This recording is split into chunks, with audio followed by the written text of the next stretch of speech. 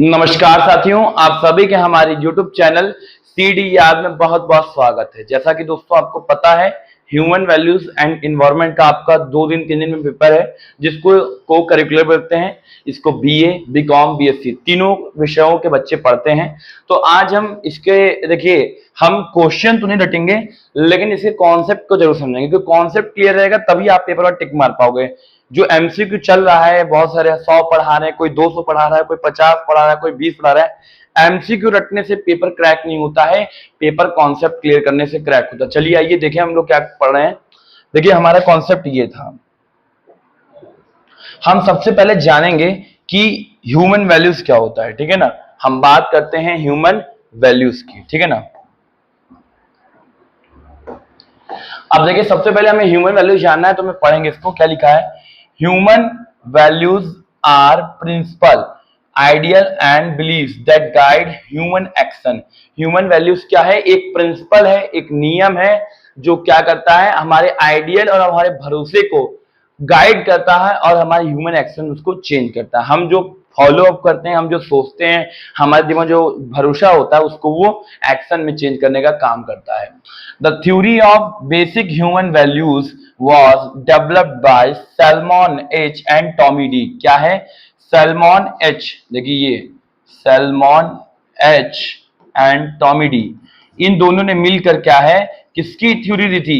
Human values की। ये paper में जरूर आएगा कि ह्यूमन वैल्यूज की जो थ्योरी थी किसके साथ डेवलप की गई थी, तो सैलमन एच और टैमी डी। हम आगे चलते हैं। There are total 4 number of values. यहाँ वैल्यूज कितनी है? 4 नंबर, मतलब 4 प्रकार की ह्यूमन वैल्यूज हैं। ठीक है, उसके बाद the word value has been derived Latin word valere. देखिए जो हमारा हम वैल्यू वैल्यू बोलते हैं, वैल्यू का मतलब क्या होता है? वैल्यू का मतलब होता है मूल्य। इसका साइज बड़ा कर लेते हैं। वैल्यू का मतलब क्या होता है? मूल्यांकन। ठीक है ना, तो वैल्यू वर्ड कहां से डिराइव्ड हुआ है? ये हुआ है Latin word, Latin word valued से। कहा गया? वैल्यूड से। ठीक है, पेपर में जरूर आ गई। सब क्वेश्चन जितना मैं पढ़ा रहा हूँ सब आया हुआ क्वेश्चन है, हर साल पूछता है। ठीक है ना, ये मैं रटने वाला क्वेश्चन नहीं बता रहा हूँ, ये कॉन्सेप्ट वाला क्वेश्चन बता रहा हूँ। ठीक है, आगे देखिए। Values are repeats as a standard in selection of truth and knowledge. देखिए जो वैल्यू होता है वो ट्रूथ एंड नॉलेज के ऊपर चलता है। For cultural and religious practices for necessity of life.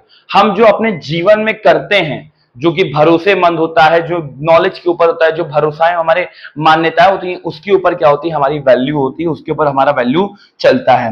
Values are both functional practice and affective. ये क्या होता है? फंक्शनल भी होता है और अफेक्टिव भी होता है, मतलब प्रभावित भी करता है, इसका अपना खुद कार्य भी है। ठीक है ना, value can be learn from school, family, religious institution etcetera.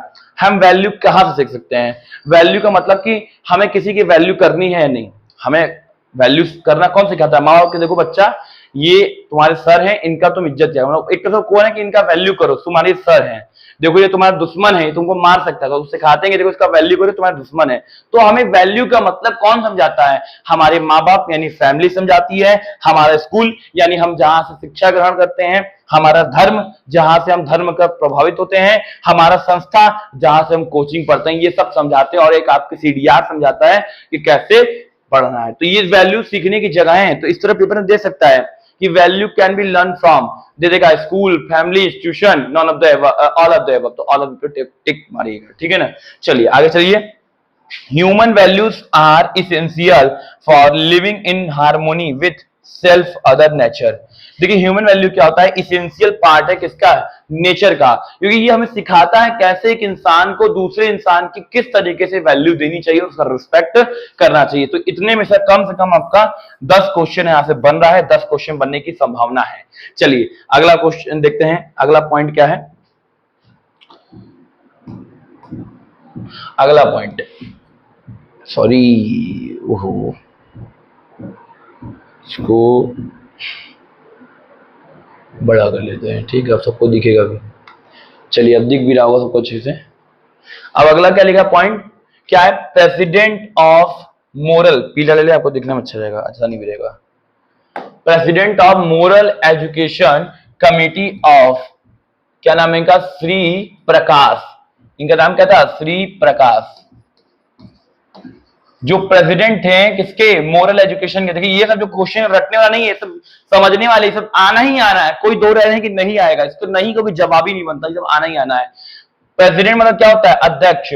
जो मोरल एजुकेशन के अध्यक्ष थे वो कौन थे, श्री प्रकाश थे। ये सब नोट्स हैं, ये सब ओल्ड इज गोल्ड, ये सब कहीं मिलता नहीं है, ढूंढते रह जाएंगे, ढूंढ लीजिए गूगल, चैट जीपीटी, कहीं भी ढूंढ लीजिए, ये सब नोट्स ऐसा नहीं मिलेगा, क्योंकि मेरा खुद का सीडीआर का नोट्स है, ठीक है ना, ये सब जगह नहीं मिलता है। तो ये जो हमारा प्रेसिडेंट ऑफ जो है मोरल एजुकेशन थे वो कौन थे, श्री प्रकाश थे। कब बने थे, 1959 बने थे, इसको ध्यान में रखिएगा, ठीक है, पेपर में आएगा, टिक मार दीजिएगा। आगे चलिए, Alpert, Varnum and Lindsay have classified value into following 6 category। जो देखिए दो लोग थे, कौन कौन, इनका नाम लिख दें, वार्नम और लिंडजी, लिंडजी, ये दो लोग थे, इन्होंने अपने हिसाब से, भाई हर एक इंसान चाहता है कि हम हर चीज को अपने समझाएं, हम आपको पढ़ाते हैं तो अलग तरीके से समझाते हैं, कॉलेज के टीचर पढ़ाते हैं वो अपने हिसाब से, तो सबका अपना अपना तरीका होता है। तो ये इसी तरह ये लोग भी थे, मार्नोम और लिंडजी, दो लोग एक साथ, इन्होंने क्या किया भाई, ह्यूमन वैल्यू को अपने हिसाब से 6 कैटेगरी में बांटा। कितनी, 6 कैटेगरी। कौन कौन सी कैटेगरी बांटा, पहला इकोनॉमिक, ठीक है, दूसरा थियोरेटिक, तीसरा पॉलिटिकल, चौथा सोशल, पांचवा एथेटिक्स, ठीक है, एथिक्स, और छठवां रिलीजियस। इन्होंने 6 कैटेगरी को किसने बांटा, वार्नम और लिंडजी। पेपर में आएगा तो 6 कैटेगरी का ध्यान रखिएगा। अगला, information technology act was passed in India 2000। बहुत आसान सा है, क्या है, इंफॉर्मेशन टेक्नोलॉजी एक्ट कब पास हुआ, 2000 सन में। ये सब क्वेश्चन बहुत इंपॉर्टेंट चल रहा है, ध्यान दीजिएगा। आगे चलिए, अगला क्या है, इसको इरेज कर देते हैं बड़ा करके।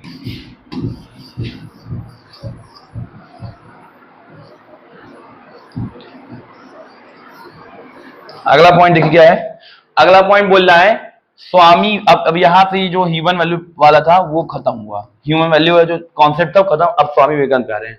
स्वामी Vivekananda, philosophy of character building.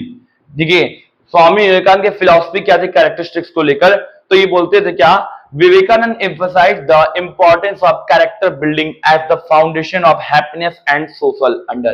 इन्होंने क्या किया, ये बताया कि एक इंसान कैसे अपने अंदर की बिल्डिंग यानी कैरेक्टर जो होता है, उसके अंदर की जो खासियत होती है, विकास होता है, उसको कैसे बढ़ा सकता है, कैसे उसको ऊपर मतलब बिल्ड कर सकता है अपने अंदर। अगर हम थोड़ा सा बोलना आता तो हम और कैसे उसको निखारें, तो ये स्वामी विवेकानंद बताते कैसे करना है, ठीक है ना, और कैसे हम क्या करें अपने लाइफ में हैप्पीनेस और सोशल ऑर्डर लाएं, हैप्पीनेस लाएं, सोशल समाज में घुलना मिलना, ठीक है ना, तो ये इन्होंने बताया था, ठीक है। क्या बोले, he stress the significance of selflessness, ठीक है, will power and freedom from attachment in the process of character building. इन्होंने बोला कि अगर आपके अंदर की कैरेक्टर बिल्डिंग करनी है तो आपको क्या करना होगा, आपको फ्रीडम करना होगा अटैचमेंट से, किसी को अटैचमेंट नहीं लेना है। अब हमें अगर कुछ बड़ा करना है, कुछ हमें अंदर निखार लाना है, कुछ अच्छा बन के दिखाना है, तो हमें जो है कि मतलब अटैचमेंट किसी की कोई भी हो सकता है, वो मतलब हमें कहीं ना कहीं दूरियां बनानी पड़ेगी किसी न किसी से, तभी हम क्या करेंगे, हमें अकेला आजाद अपने आप को रखना, हमें किसी के अंडर में नहीं, नहीं आज हम सोए नहीं, आज हम खाए नहीं, आज हम जागे नहीं, कैसे हो, क्या हो बाबू सोना, ये सब कुछ नहीं करना है। अगर हमको अपने अंदर कैरेक्टर बिल्डिंग करनी, आप भी जान लीजिए कि अगर आपको अपने अंदर निखार लाना है, आपको अपने आप को बहुत बड़ा टैलेंट दिखाना है, तो स्वामी विवेकानंद ने ही कहा है कि अटैचमेंट को फ्रीडम करना होगा, आपको अटैचमेंट से हटाना होगा, तभी आप एक अच्छे इंसान, एक अच्छे युवा बन सकते हो, एक युवती बन सकते हो। Otherwise you can not do in any life work, ठीक है, आप कुछ भी नहीं कर सकते हो, क्योंकि जब तक आप अटैचमेंट रहोगे तब तक आपका ध्यान जो रहेगा ना वो अपने लाइफ में नहीं रहेगा, वो ध्यान आपका पूरा 100% रहेगा। चलिए हम लोग आगे चलते हैं। खैर अब अगला जो है क्या है देखते हैं, तो ये कैरेक्टर बिल्डिंग की बात हो गई, अब हम आगे चलते हैं।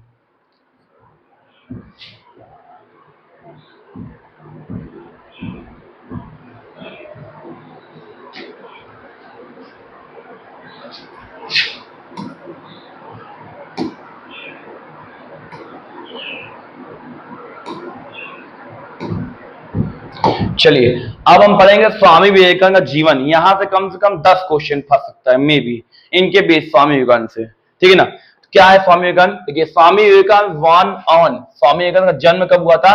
12 जनवरी 1863 को। कहा? कलकत्ता में हुआ। तो ध्यान रखिए 12 जनवरी 1863 को स्वामी विवेकानंद का जन्म कोलकाता में हुआ था ड्यूरिंग मकर संक्रांति फेस्टिवल, ठीक है ना। जब मकर संक्रांति था उसी के आसपास होता है। His original name was Narendra Nath Datta. इनका ओरिजिनल नेम क्या था? नरेंद्र नाथ दत्त था। वो आगे चल के हमारे देश के जो जनता थी उन्होंने उसको अपने प्यार से उनको स्वामी विवेकानंद कहा ना, क्योंकि इनके नाम के जो लॉजिक था, इनके नाम में देखिएगा तो आप विवेक लिखा है, विवेकानंद। नंद किसको कहा जाता है? जो बहुत किसी चीज का एक्सपर्ट हो। इनके पास बुद्धि बहुत तगड़ी थी, बहुत तगड़ी थी। इनका विवेक बहुत तगड़ा था, इनको विवेकानंद, विवेक के नंद जो उनको विवेकानंद, ठीक है। स्वामी लगा देंगे, गुरु जी लोग मानते थे, ठीक है ना। He was one of siblings. इनके 1 सिबलिंग्स थे, ठीक है। 9 में से ये एक थे, ठीक है। इनके 9 सिबलिंग्स थे। His father name is Vishwanath Datta. इनके पापा का नाम क्या था? Vishwanath Datta. And grandfather is Durga Charan Datta. इनके दादाजी का नाम दुर्गा चरण दत्त था। Who left and become monk at the age of 25। इनके दादाजी 25 साल की उम्र में मॉन्क निकल गए थे, लेफ्ट कर गए, वो डेथ कर गए थे, लेकिन 25 साल की उम्र में वो संत बने थे। His mother name is Bhuvaneshwari Devi. इनके मम्मी का नाम क्या था? भुवनेश्वरी देवी था। As Narendra was a mysterious and restless child.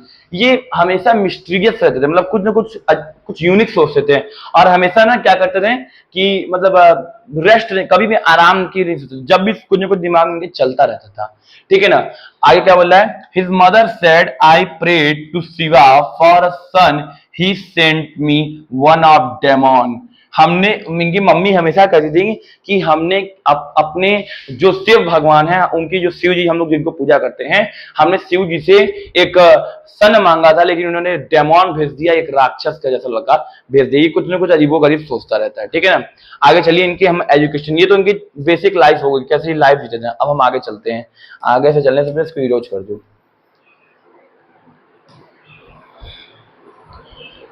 अब आगे क्या है इनके एजुकेशन के बारे में। चलिए एजुकेशन देख लीजिए। अब एजुकेशन में क्या चीज दिखा रहा है, देखिए एजुकेशन में क्या बोल रहा है। In 1871 when he was 8 year he enrol at Ishwarchand Vidyasagar metropolitan institution. जब ये 8 साल के थे तो इनको कहां एडमिशन करवाया गया? 1871 में ईश्वरचंद विद्यासागर मेट्रोपॉलिटन इंस्टीट्यूशन में। In 1877 his family moved, इसको इमीडिएटली कीजिए। हाँ, in 1877 his family moved Raipur. 1877 में इनका जो परिवार था वो रायपुर मूव कर गया। In 1879 his family returned to Kolkata. फिर से 2 साल बाद 1879 में कलकत्ता वापस आ गए। And he received first division mark gain in presidency college. इन्होंने प्रेसिडेंसी कॉलेज में फर्स्ट डिवीजन पास किया था, फर्स्ट डिवीजन मार्क से, ठीक है ना। His father pass away in 1884 में इनके पापा की डेथ हो गई, ठीक है ना। ध्यान दीजिएगा यहाँ टॉपिक। 1871 में ईश्वरचंद विद्यासागर मेट्रोपॉलिटन में एडमिशन हुआ। 1870 में उनके फैमिली जो है रायपुर चली गई। 1879 में वो लोग वापस कोलकाता आ गए, और उसी के बाद first division presidency college pass हो गए। और उसी के 5 साल बाद जो है 1884 में इनके पापा की डेथ हो जाती है। ये विश्वनाथ नाथ दत्त थे इनके पापा का नाम। चलिए आगे देखते कहानी में क्या मोड़ है नया।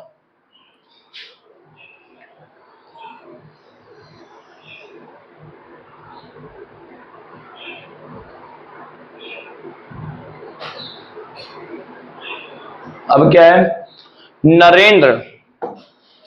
Narendra took the name Swami Vivekananda, ठीक है ना। Narendra took the name Swami Vivekanand. His 2 favourite books were Bhagavad Gita and limitation of, क्या लिखा है भाई? लिमिटेशन ऑफ क्राइस्ट, मतलब रोने की सीमाएं, और भगवत गीता। इनकी 2 फेवरेट बुक थी स्वामी विवेकानंद की, Bhagavad Gita and limitation of Christ. Vivekananda went to United State and reached Chicago on 30 July 1893। आपको पता है कि विवेकानंद अमेरिका के शिकागो में क्या करने गए थे, एक वहां पे प्रोग्राम था, आपको पता होगा, ठीक है। और वहां पे 30 जुलाई 1893 गए थे। वर पार्लियामेंट ऑफ रिलीजन, धर्म के संसद में, took place on 11 September 1893 at the parliament of world religion, मतलब विश्व के धर्म संसद में उन्होंने भारत का नेतृत्व करते हुए वहां पे प्रतिभाग किया था। आपको पता होगा, Vivekananda gave a brief speech representing India and Hinduism. He initially nervous brought to Saraswati and then begin his speech with the word sister and brother। मतलब क्या है इसका मतलब, उन्होंने जब वहां पर वो भाषण देने गए, सबसे आखिरी में वहां पे गए, सबसे उन्होंने सरस्वती माता को प्रणाम किया, और प्रणाम करने के बाद लोगों को लगा ये क्या बोलेगा, ये तो इंडिया का है, सब लोग उठने लगे खुशी से।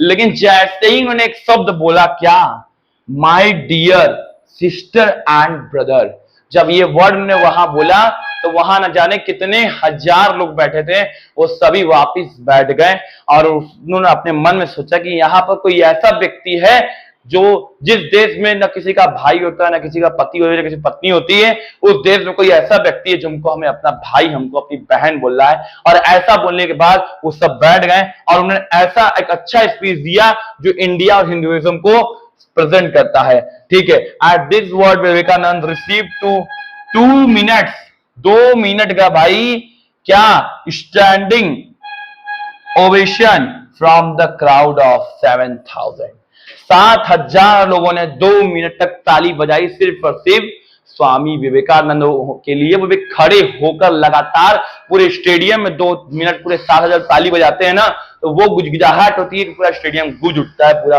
टंका बज उठता है, ठीक है। उसके बाद क्या है, ही डेड ऑन 4 जुलाई 902, इनका डेथ कब हुआ था, 1902 में हुआ था। कब हुआ था, 1902 में इनका डेथ हो गया था, ध्यान दीजिएगा भाई साहब। अगला क्या है भाई, इसके नीचे देखते हैं,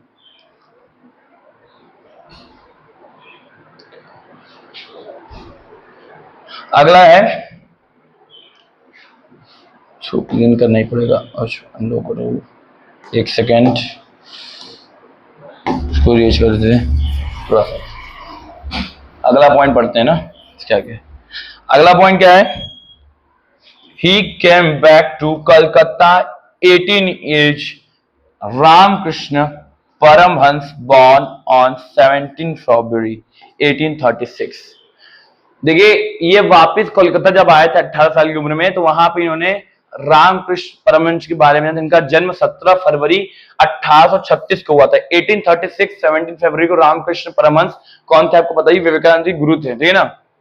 इन हगली डिस्ट्रिक्ट कमराईपुरा विलेज, ठीक है ना। चलिए अगला देखते हैं पॉइंट क्या इसमें,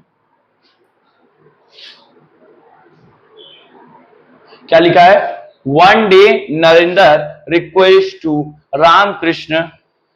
Ramakrishna to pray his Kali for their financial welfare. Ramakrishna suggested him go to the temple and pray yourself. जब उन्होंने बोला अपने गुरु से, जब विवेकानंद का मुलाकात जब स्वामी विवेकानंद का मुलाकात, जिनको नरेंद्र कहा जाता है, उनका मुलाकात जब जो है कि रामकृष्ण परमहंस से हुआ, वो बड़े काली जी के भक्त थे, बहुत बड़े महाकाली के भक्त थे। उन्होंने क्या किया, ऐसी बात बताई कि हमारे पापा की डेथ हो गई है और हम जो है फाइनेंशियल पोजीशन से स्टेबल नहीं हो पा रहे हैं, हम अपने परिवार को खिला नहीं पा रहे हैं। आप ऐसा कीजिए कि अपनी माँ से आप बोलिए, आपकी माँ तो बात सुनती है, काली माँ आपकी खाना खाती है, आपका भोग खा जाती है, लगाती है, तो वो बोले कि वो जरूर सुनेंगे बेटा, लेकिन आप जो भक्ति दिखानी है वो आप खुद से दिखाइए, आप जो समस्या वो खुद सुनाइए। कोई किसी का समस्या किसी जरिए नहीं सुनता है, आप माँ से बोलिए, माँ आपकी समस्या जरूर दूर करेंगे, ऐसा उन्होंने बोला। आगे क्या हुआ, तो फिर क्या हुआ, बट फेल टू प्रे, मतलब वो प्रे किए लेकिन कोई वो नहीं हुआ। Any kind of financial welfare, मतलब वो प्रे किए लेकिन कोई उसका फर्क नहीं पड़ा। जाहिर सी बात है, आप कभी पूजा नहीं करेंगे, अचानक भगवान के सामने जाएंगे कि भगवान तुरंत थोड़े पूजा कर देंगे, वो पूरा कर देंगे, ठीक है। आगे बाद the goddess Narendra gradually grew ready to renounce everything for the sake of realising god and accepted Ramakrishna as his guru. मतलब जो उनको रियलाइज हुआ कि भगवान सिर्फ हमारे काम के लिए नहीं आते, भगवान को भक्ति भी दिखानी पड़ती है, भगवान सिर्फ हमारे दुख में जो है सुख में नहीं आते, दुख में नहीं आते, तो ऐसा करने से कोई फायदा नहीं है, ठीक है ना। आगे हुआ आफ्टर रामकृष्णा डेथ ऑन 16 अगस्त 1886, जब रामकृष्ण जी का जन्म हो गया 1886 16 अगस्त में, तब उसके बाद Narendra along with some other devotees जो काली माता को मानते हैं उनके साथ मिलकर उन्होंने क्या किया, स्टार्टेड स्प्रेडिंग स्पिरिचुअल नॉलेज। उन्होंने हर जगह क्या किया, स्पिरिचुअल नॉलेज को फैलाना शुरू किया। जो एक भक्ति होती है, भक्ति का नॉलेज पूरे सब जगह विश्व में फैलाना मिलकर शुरू किया, क्योंकि भाई जाहिर बात है वो उनको इससे थे तो सब कुछ फैलाएंगे ना। देखिए जो डेट में बीच में बोल रहा हूँ, डेट हो गया, नाम हो गया, प्लेस हो गया, सब नोट करते चलिएगा, दिमाग बैठाते चलिएगा, ठीक है ना। आगे चलिए देखिए क्या आगे बोल रहा है। इन 1887 ही कंपोज्ड अ बंगाली सॉन्ग एंथोलॉजी नेम्ड संगीत कल्पतारा। कल्पतारा संगीत था जो कि किसने कंपोज किया, स्वामी विवेकानंद ने। क्या नाम था, कल्पतारा, ठीक है, बंगाली में। उसके बाद वैष्णव चरण विथ वैष्णव चरण बसक से। इन दिसंबर 1886 Baburam's mother invited Narendra and his other monk and Antapur village for Christmas evening. There we took formal monastic. मतलब वहां पे एक जो है अंतपुरा में एक प्रोग्राम था क्रिसमस का, उन्होंने वहां पे बुलाया था। स्वामी विवेकानंद हिंदुत्व से जब थोड़ा सा जब उम्र बढ़ा, हल्का सा भटक गए, नहीं तो रास्ता उनका बहुत सही जा रहा था, लेकिन हल्का सा आखिरी में जो थोड़ा सा दूसरे लोग थोड़ा भटकाती हैं उनको, इसीलिए उनको घबरा उनको बैठे।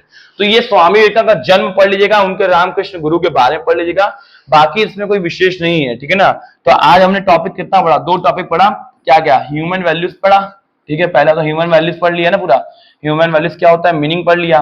दूसरा स्वामी विवेकानंद के पढ़ा। अभी इनको और भी टॉपिक पढ़ने हैं, लेकिन अभी 2-3 वीडियो आपको और मिलेगा, उसको देखिएगा तभी आपका टॉपिक क्लियर होगा पूरा, ठीक है ना। हमने मीनिंग पढ़ ली, इसकी पूरी अच्छे से पढ़ ली, स्वामी विवेकानंद के बारे में अच्छे से पढ़ लिया। अभी हमको 3-4 टॉपिक और पढ़ना है, जैसे बिल गेट्स पढ़ना है, ठीक है, उसके बाद रतन टाटा है, ठीक है, उसके बाद आपका जो है कि रतन टाटा के बाद भगवत गीता है, ये सब पढ़ना है हम लोग को बीच बीच से।